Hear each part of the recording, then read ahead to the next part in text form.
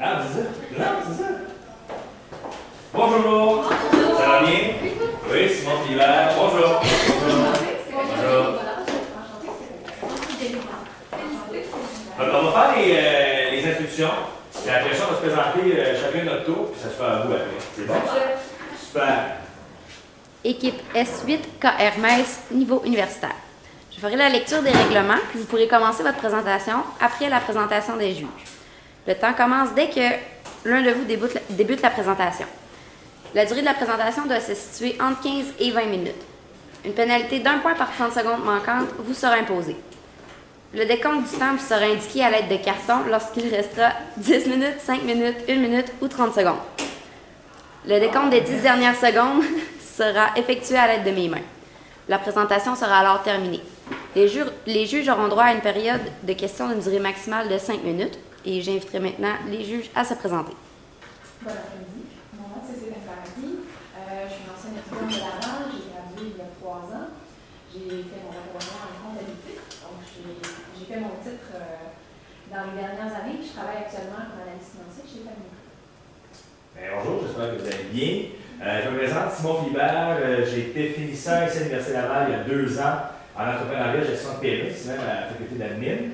Je suis actuellement étudiant à l'UQAM en stratégie de production culturelle et médiatique. Je terminerai donc mon 2e bac cette année en mai. Et je suis également président directeur général des productions SMP, l'entreprise de ce cas. Ah, ça répond à la question. Oui. C'est pas une coïncidence. C'est pas une coïncidence, exactement. Donc, quand vous êtes prête, c'est à vous, bonne présentation. En affaires, il est important de savoir saisir les opportunités. Aujourd'hui, nous allons vous présenter nos recommandations face à une opportunité qui s'est présentée à vous. Donc, je présente mes collègues, Félicie Gaudreau, Roxane Trépanier, ainsi que moi-même, Jenny Bollard, et nous sommes la firme Rouge et Or Inc.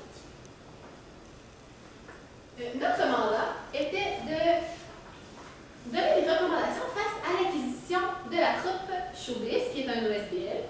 Aussi, de savoir préparer le positionnement de la troupe Showbiz à l'interne dans l'entreprise Production SMP. Et aussi de minimiser les risques de l'acquisition de l'autre entreprise. Donc, nous avons séparé notre présentation en 4 parties. Premièrement, l'analyse de les 2 entreprises actuelles. Aussi, nous allons présenter notre stratégie ainsi que l'implantation de celle-ci et une conclusion. Premièrement, pour la matrice FFOM de l'entreprise SMP, nous avons trouvé qu'une force de l'entreprise, c'est les forfaits adaptés aux clients. Ça vous apporte vraiment un avantage concurrentiel face à vos concurrents. Aussi, on a trouvé que le directeur général était vraiment motivé, que c'était un bon entrepreneur. C'est aussi une entreprise qui est très professionnelle avec ses clients et qui va tout donner pour les satisfaire. Et aussi que vos employés sont des travailleurs autonomes, ce qui vous apporte de grands avantages au niveau fiscal comparé à des employés normaux. Pour les petites faiblesses de votre entreprise et la logistique du matériel, il n'y a pas de lieu physique pour les conserver, ce qui apporte vraiment des risques au niveau du vol et aussi la gestion du matériel et aussi la mobilité de la main-d'œuvre parce que si vous avez un contrat à Bécomo, il faut que les employés se déplacent, puis c'est plus difficile de trouver de la main-d'œuvre qualifiée à Bécomo directement.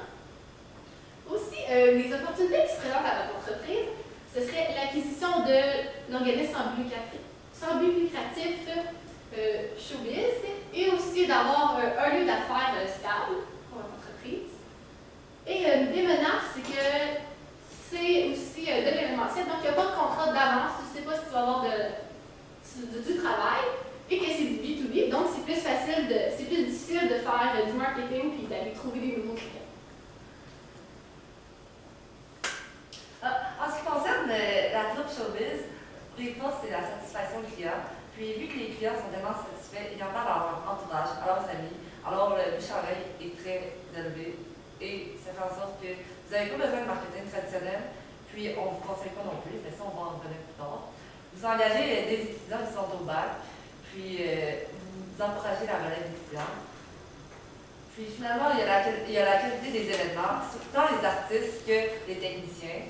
Et finalement, le fait que vos employés sont des travailleurs autonomes, puis comme mentionné par ma collègue, ça vous apporte des avantages fiscaux.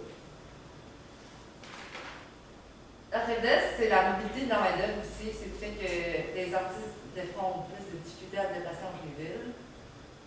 Puis ça peut apporter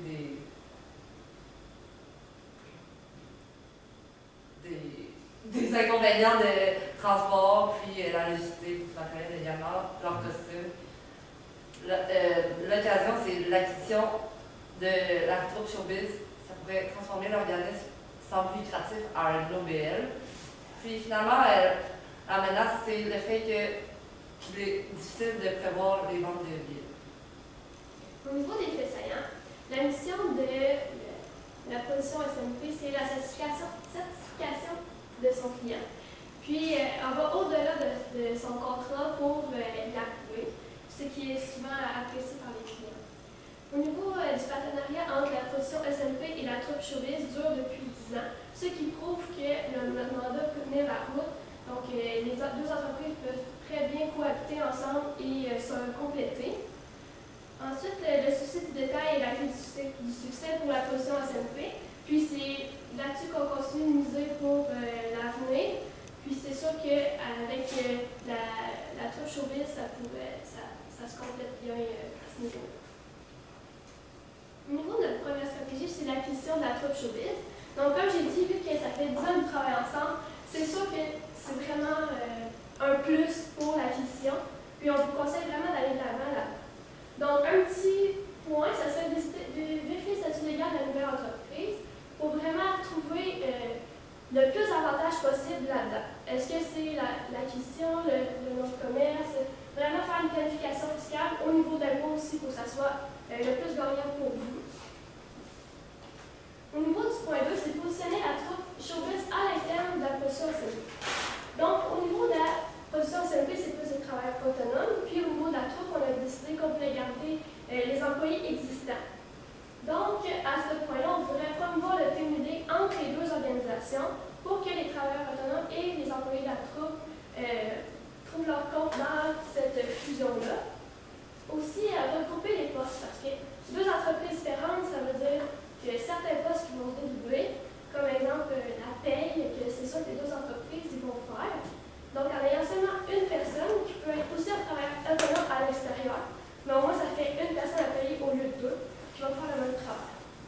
Au niveau de la structure organique, on vous la conseille versus une structure matricielle au sein de l'entreprise pour plusieurs raisons. Donc, c'est plus facile de passer au sein de la structure hiérarchique. Exemple, qu'on a une idée, puis tout, c'est plus facile de la faire valoir. Puis, au niveau des employés, souvent, c'est plus apprécié pour les plus petites entreprises. Pour ce qui est des recommandations sur la gestion de l'acquisition, on vous conseille vraiment de faire affaire avec un comptable professionnel agréé qui va vraiment vous conseiller pour avoir le plus d'avantages fiscaux possible et aussi pour que la gestion soit plus facile. Parce que le but à la fin de l'année, c'est quand même de payer le moins d'impôts possible. Donc, ça va vous permettre d'avoir la meilleure stratégie fiscale possible. Et aussi, pour minimiser les risques, on vous conseille, selon nos connaissances, de créer une société par action. Parce que, premièrement, une société par action, ça va permettre aux propriétaires la responsabilité limitée. Donc, si votre entreprise arrive en difficulté financière, vous n'allez pas pouvoir être poursuivi personnellement pour les pertes de l'entreprise. Aussi, la durée de vie d'une société par action est illimitée. Donc, après vous, la société ne se termine pas, elle continue. Et aussi, ça va vous permettre d'aller chercher du financement plus facilement. Donc, si vous désirez agrandir votre entreprise, ça va être plus facile pour vous. Aussi, on vous suggère aussi d'avoir un siège social physique. Pour plusieurs raisons, mais pour plus important, c'est que votre matériel va pouvoir être contenu dans le siège social. Donc, il y a moins de chances de vol, de bris. Puis, s'il arrive quelque chose, votre bâtisse va être assurée avec l'équipement dedans. Donc, c'est mieux. Et aussi, ça va vous permettre d'avoir un siège social physique. Donc, ça va être le principal lieu d'affaires. Aussi, on a remarqué qu'il y avait des spectacles produits par Showbiz qui étaient faits comme indépendamment et que c'était Showbiz qui était responsable de vendre les billets. C'est un risque que vous allez devoir décider si vous conservez ou non, pour savoir si le jeu en vaut la chandelle, parce que c'est vraiment difficile de prévoir si les billets vont être vendus, comparativement aux spectacles qui sont produits pour des événements où vous savez déjà que vous allez être payé.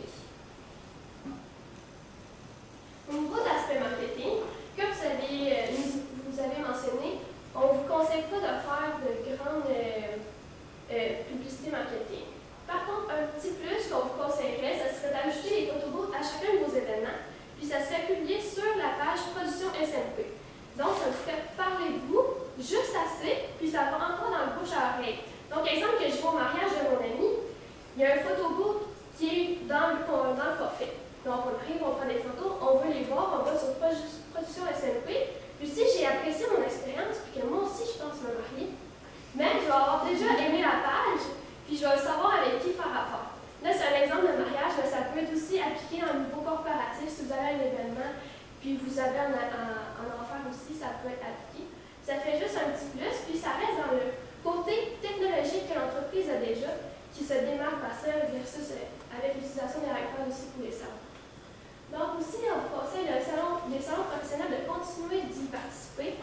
On trouve que c'est vraiment une belle visibilité. Puis de rester à l'affût des progrès technologiques, parce que c'est ça qui vous distingue de la concurrence, puis c'est vraiment un beau plus à conserver au sein de l'entreprise. En ce qui concerne les ressources humaines, il est important de gérer le changement, puisque lorsque vous allez faire l'acquisition, les employés de la troupe sont peut-être pas au courant des valeurs organisationnelles de la vision et de la mission de production SMP. Puis, il est important qu'ils le sachent. Puis, une autre manière de faire ça, ce serait de créer un guide interactif pour lier les deux entreprises, comme une suite du team building mentionné précédemment. Ensuite, puisque vous avez l'intention de garder les employés de la troupe, nous ne conseillons pas d'accueillir un conseiller en ressources humaines agréé, plutôt, nous ne conseillons pas d'accueillir un CRHA, mais plutôt un coach qui pourrait les guider sur le niveau professionnel avec des indicateurs précis et mesurables qu'on pouvait évaluer dans le temps, puisque les employés ne seront pas syndiqués, alors ce serait peu pertinent d'employer un conseiller en ressources humaines. Puis évidemment, de continuer la relève étudiante, d'engager des étudiants qui sont au bac, qui veulent travailler dans le milieu, qui continuent à s'impliquer aussi, ça coûte moins cher que des gens qui ont déjà terminé leur bac. Puis finalement, surtout vous êtes actuellement le seul dans votre entreprise. On croit qu'il serait intéressant si vous engagez une deuxième personne qui pourrait vous soutenir dans vos décisions, amener une opinion diverse.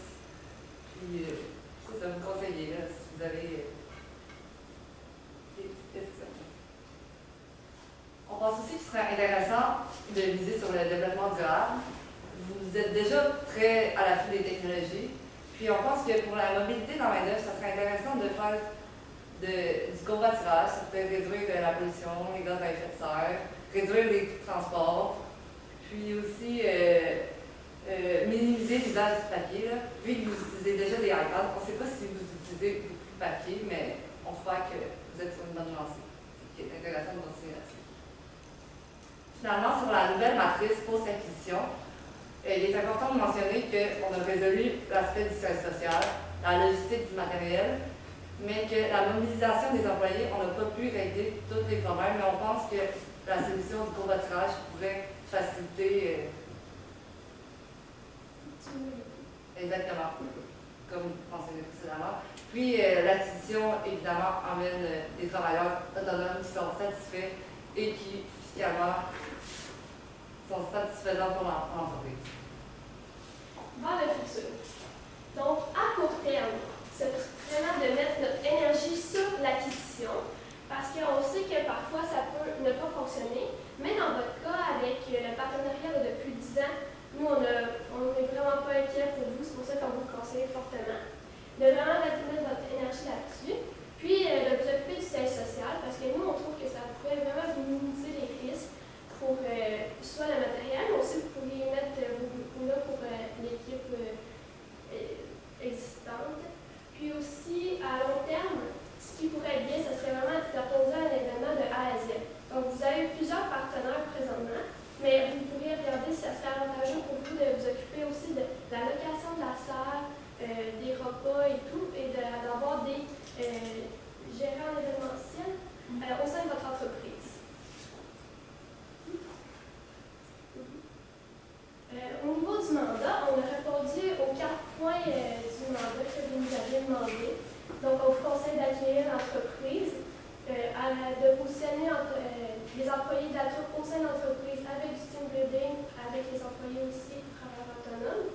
Puis au niveau du point 3, la gestion de l'acquisition avec de bien vous entourer au niveau de l'acquisition parce que c'est des grosses dépenses. Puis c'est important qu'au final, ce soit vous qui soyez gagnant dans cette histoire-là. Puis minimiser les risques avec le choix de la constitution d'entreprise, puis le bâtiment.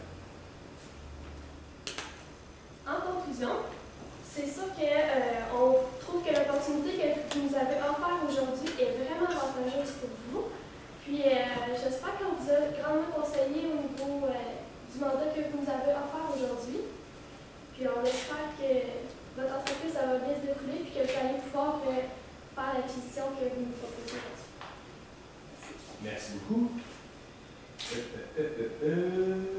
Jusqu'à commencer, je cherche ma question, comment je la poser. Financement.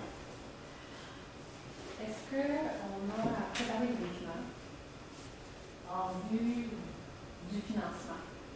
Comment on peut financer cette future transaction-là? C'est certain qu'il va falloir arriver avec les états financiers de l'entreprise SMP et de l'OSBL. C'est sûr que ça va prendre ces documents-là qui peuvent être préparés par un comptable. Puis en arrivant à la caisse, déjà avec ces documents-là, ça va être déjà un beau décor. Parfait. Merci. Showbiz, on a parlé, produit des spectacles. Donc, c'est-à-dire, prend le risque de faire le show, de vendre les billets. Et on a le volet corporatif qui, lui, ne fait que finalement accepter un contrat d'une entreprise ou peu importe un client, exactement. Donc, le risque est beaucoup moins grand au niveau corporatif. La production de spectacles reste risquée, mais permet à l'organisation d'avoir une grande visibilité dans différentes régions. Donc, ces deux services-là, est-ce qu'on les conserve ensemble? Est-ce qu'on travaille juste sur un ou plus sur l'autre? Qu'est-ce qu'on devrait faire au sein de SMP? Parce que là, quand on va reprendre ça, qu'est-ce qu'on fait avec ça? Donc, au niveau du corporatif, c'est sûr qu'il ne faudrait pas nous désigner. C'est avec ça que vous avez fait votre nom aussi qui vous permet d'acquérir la troupe. Puis, au niveau des spectacles de la troupe, on a vu que la vente de billets a diminué, mais je crois qu'en faisant juste un petit peu plus de publicité que ce qui est fait, peut-être que ça pourrait faire la différence. Mais c'est sûr que nous, on trouve que c'est une belle visibilité si c'est possible de la conserver. C'est sûr qu'au niveau de la visibilité, c'est plus avec ces spectacles-là que vous allez l'avoir. Parfait. Puis, on a parlé comme d'un adjoint ou de quelqu'un qui viendrait soutenir les opérations. Actuellement, la majorité des travailleurs autonomes, donc bien sûr, il y a un avantage fiscal par rapport à ça. Par contre, c'est un peu plus difficile au niveau de la rétention d'employés, donc de garder les employés internes. Qu'est-ce qu'on peut faire pour les conserver comme travailleurs autonomes ou du moins augmenter la rétention des employés? Vous pourriez continuer à faire ce que vous faites déjà, c'est-à-dire les encourager, les motiver, parce que je pense que c'est ça que vous faites. Vu que ça fait déjà quand même longtemps que les deux organismes existent. Puis les travailleurs autonomes, j'imagine que s'ils n'étaient pas satisfaits, ils seraient déjà partis. Fait que je pense que peut-être trouver une stratégie un peu plus adaptée au fait qu'ils vont avoir l'acquisition, qui va les motiver à pouvoir continuer à travailler de manière autonome, mais au sein de la division. Je comprends. Merci les filles.